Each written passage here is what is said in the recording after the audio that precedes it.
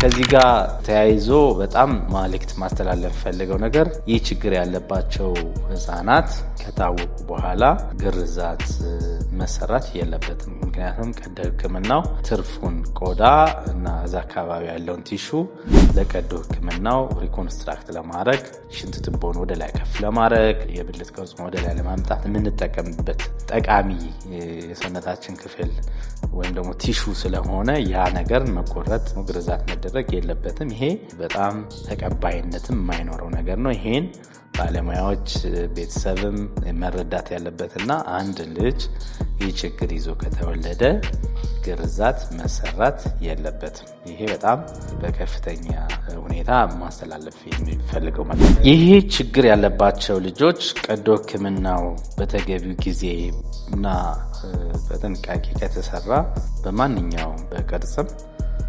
በፋንክሽንም ወይም ደግሞ ጥቅም በመስጠትም እንደማንኛውም ሰው ጤናማ ህይወት ሊኖራቸው ይችላል።